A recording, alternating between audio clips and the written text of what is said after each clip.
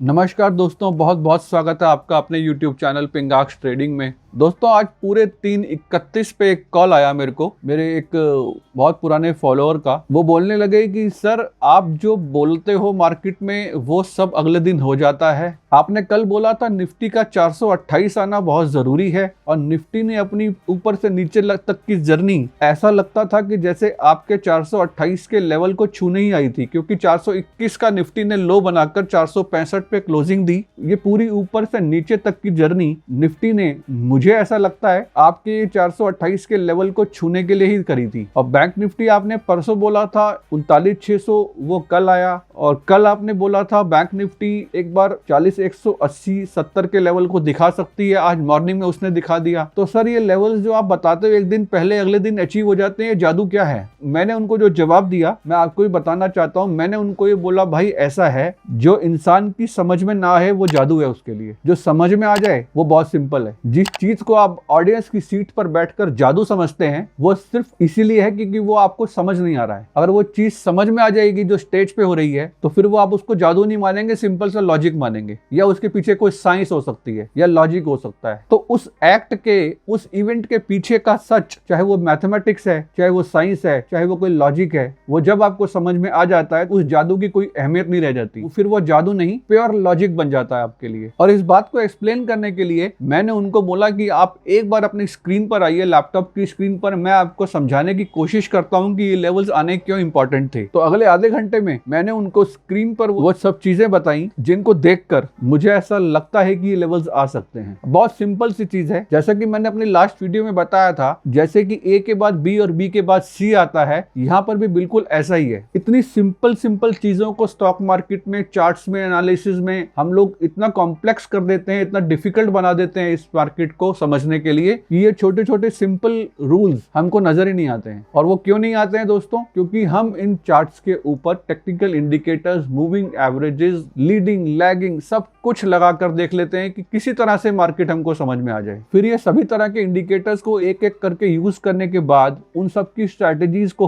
Fail होता हुआ देख, फिर अंत में हम यही कहते हैं भैया स्टॉक मार्केट हमको समझ में नहीं आएगी। वो समझ में आएगी भी कैसे दोस्तों? आपका उसको देखने का नजरिया ही गलत है। और वैसे देखा जाए दोस्तों, इसमें आपको कोई फॉल्ट भी नहीं है, क्योंकि अभी तक आपको वही सब चीजें सिखाई और पढ़ाई जा रही हैं जिसका बेनिफिट आपके ट्रेडिंग कैरियर में नाम मात्र है। और इसीलिए दोस्तों सिर्फ यही कारण है कि मैं अपने लर्निंग शेड्यूल में अपने स्टूडेंट ट्रेडर्स को सिर्फ एक चीज देखना सिखाता हूं, वो है कैंडलस्टिक चार्ट्स, नथिंग एल्स। और इतनी सिंपल तरीके से चीजें वहां पर दिखती हैं कि सीखने के बाद आप सिर्फ यही बोलेंगे कि प्रॉफिट तो मेरी स्क्रीन पर था और मैं इसको देख नहीं पा रहा था। क्यों? क्योंकि आपके पास देखने की आंख नहीं थी। वही आंख, वही चश्मा मैं आपको पहनाने की कोशिश करता हूं अपने लर्निंग प्रोग्राम में, ताकि वो सब चीजें आपको दिख जाएं जो कि अब तक आपसे छिपी हुई थी। इसके बाद से आप वो सब चीजें देखने लगेंगे जब गिरती हुई मार्केट को अचानक से कोई चीज उठा देती है, या बढ़ती हुई मार्केट को, ऊपर जाती हुई मार्केट को वो सब चीजें दिखाई देने लगेंगी जो उनको गिरा देती हैं। और आप ये भी जानेंगे कि कैसे बाकी ट्रेडर्स जब पुट में एंट्री करना स्टार्ट करते हैं या पुट में एंट्री करने की सोचते हैं, तब तक आपका प्रॉफिट बुक हो चुका होता है। तब तक आप अपना प्रॉफिट बुक करके कैसे निकल सकते हैं? या फिर वही ट्रेडर जब इंडेक्स को बाय या फिर कॉल को बाय करने की प्रिपरेशन कर रहा होता है, तब तक आप अपना प्रॉफिट लेकर कैसे निकल सकते हैं मार्केट से? और जहां पर, जिस पॉइंट पर आप अपना प्रॉफिट बुक करते हैं, वहां पर उन लोगों के स्टॉप लॉसेस ट्रिगर होते हैं जो आपसे पहले गलत, आपके अपोजिट डायरेक्शन में ट्रेड कर चुके थे। तो चलिए दोस्तों शुरू करते हैं आज की आफ्टर मार्केट एनालिसिस, और मंडे को, नेक्स्ट वीक से मार्केट में क्या देखने को मिल सकता है उसके बारे में भी हम डिस्कस करते हैं। चलिए आइए लैपटॉप की स्क्रीन पर। तो चलिए दोस्तों स्टार्ट करते हैं निफ्टी से। निफ्टी की ये डेली की कैंडल रेड तो जरूर है, लेकिन इस रेड कैंडल ने बहुत अच्छी जगह से सपोर्ट लिया, जिस सपोर्ट की मैं बहुत दिनों से वेट कर रहा था। मैं इस दिन की वेट निफ्टी में इसीलिए कर रहा था क्योंकि जो काम बैंक निफ्टी कल कर चुकी है वही काम निफ्टी ने आज पूरा किया। जैसा कि मैंने कल की वीडियो में बताया था कि निफ्टी 428 के आसपास, 17,428 के आसपास का एक सपोर्ट ले सकती है। देखिए आज का लो निफ्टी का 421 रुपए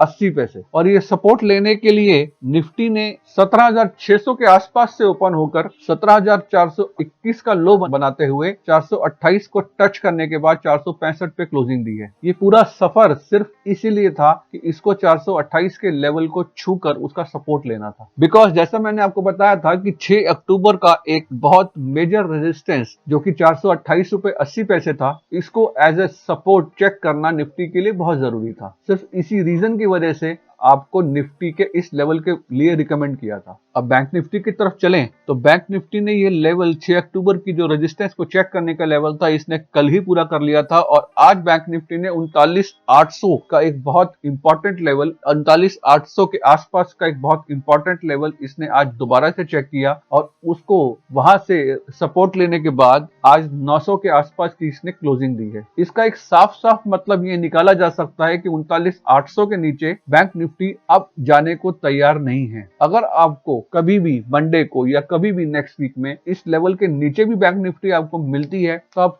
सेलिंग की कोशिश बिल्कुल नहीं कीजिएगा इसके अंदर, बिकॉज अपने बहुत मेजर सपोर्ट यानी कि 39,600 के आसपास के सपोर्ट को ये चेक कर चुकी है। अब इसका ऊपर जाने का चांस मुझे ज्यादा इसलिए लगता है कि जब तक ये 39,600 के नीचे आपको क्लोजिंग नहीं मिल जाती, इसको सेल करने की कोशिश मत कीजिएगा, बिकॉज अगर 39,600 के नीचे ट्रैक करनी स्टार्ट भी करती है तो भी उसके जो नेक्स्ट सपोर्ट्स हैं वो बहुत नजदीक हैं। जो कि पहला सपोर्ट मैं बात करूं आपसे तो 39,490 यानी कि 500 के आसपास का, उससे नेक्स्ट सपोर्ट आपको 39,420 के आसपास का। ये बहुत नजदीक के सपोर्ट्स होने का सबसे बड़ा रिस्क क्या है दोस्तों, कि जब भी आप इसको 39,600 के नीचे ड्रैग करने पर सेल करने की कोशिश करेंगे कि बहुत छोटे छोटे पॉइंट्स हैं नीचे जिनकी ये बार बार सपोर्ट लेकर आपको परेशान कर सकती है। हाँ, इसकी सेलिंग अब फर्दर इसकी सेलिंग तब स्टार्ट होगी दोस्तों जब ये बैंक निफ्टी आपको 39,400 के नीचे आपको एक डेली कैंडल क्लोज ना दिखे, उससे पहले ये सेलिंग